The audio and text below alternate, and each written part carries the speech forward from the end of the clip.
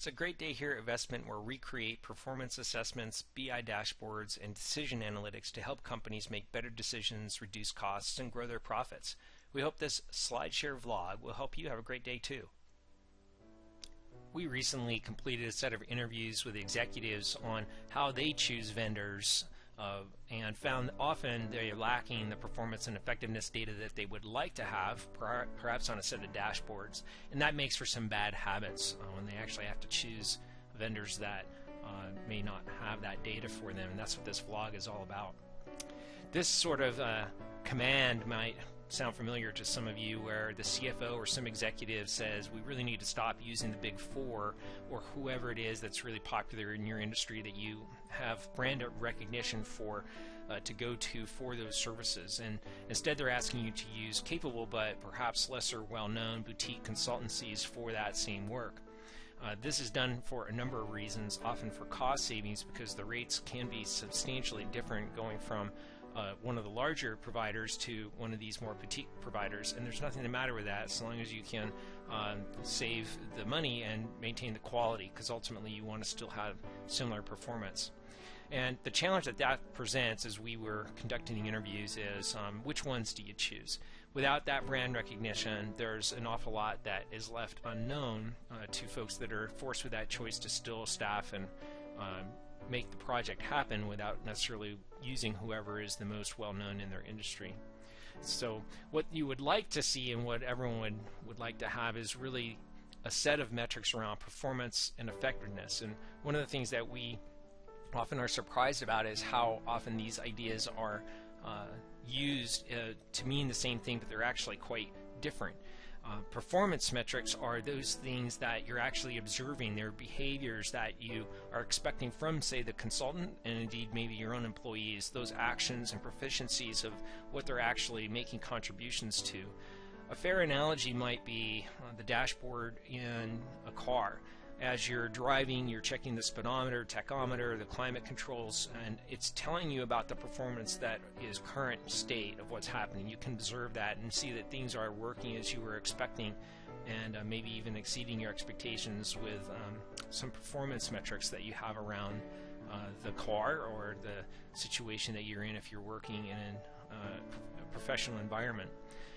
That's to be contrasted with the idea of effectiveness. Effectiveness is really the result of the performance. So back to the car analogy, it would be more akin to, did you arrive safely wherever it was you were set out to go, and were you there on time? And obviously whether you were arriving safely or on time is confounded with a number of factors. The speed that you were able to travel, the traffic conditions, other drivers on the road, the weather conditions. And so those ideas are very helpful in concert, and why we recommend a set of metrics on both are actually collected, but they're not the same thing. So lacking a set of performance and effectiveness dashboards for often our vendors, contractors, consultants, and experts, what do we actually do? Well, unfortunately, a number of these other often less effective tactics are used, and by themselves, it's not that there's anything wrong with any one of these, as you'll see when we wrap this vlog up, but it's that if they're used to the exclusion of others, it's probably signaling a weakness, and the one that often we don't see used are the metrics. So the first thing that we do see often used is people just go and ask someone. Hopefully there's somebody in your same company, a few cubes down, that maybe they've had a similar project, and you hope that maybe they can help you make that choice. And that's fine, of course, unless they don't actually know much about your project or the domain area you're trying to staff for, and don't really understand your project needs. You're really going to be at the mercy of their experience. The next one is Prefer-ition. That is, you ask if you're lucky to have one, some kind of strategic sourcing or vendor management group for the preferred vendor list. And indeed, that's a great idea because vendors on that list are going to be easier to contract with, and they've probably gone through some kind of vetting for the vendor to get on that list, and it involves things like billing or terms or liabilities that have to be in place in order for them to work with your company.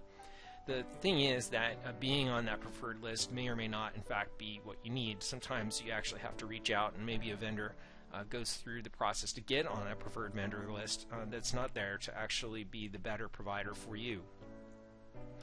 Another area that we see people explore is the analyst. That is, go find an industry report. Hopefully the industry report is going to tell you who's proficient to deliver a certain type of service or need that you have. The challenge that we often find with these industry reports is that they're at such a broad level, it's not actually at the boutique level that you might actually need to explore for your project's needs, because they're just too global or too national a reach. Often a very capable provider could be in a local market and has been doing work for your company in the past. Another thing that we see relied on is just a showcase. Find the most active vendors perhaps in a professional organization and that you're aligned with, or that is related to the area of need that you have. And of course, I think it's easy to confuse sometimes marketing prowess with necessarily reaching out for the expertise that you need. So you want to be careful and mindful of that obviously there's a downside if you're just going to go on marketing alone. Another idea is go on somebody that you've used in the past. You resurrect vendors based on your prior experience with them. You just sort of hope that the new need is similar enough, sometimes maybe with another company that you were with, that they're going to be able to give you similar results.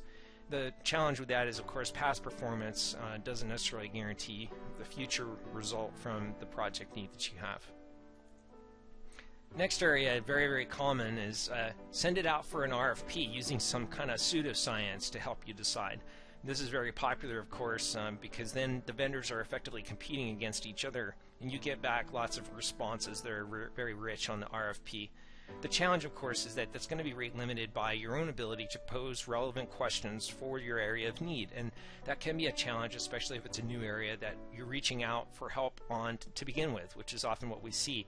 A lot of big data scientists right now are helping companies in areas that they've never explored before. So how would you write a good RFP? Because the responses that you get back, you might not be able to actually interpret or judge them fairly.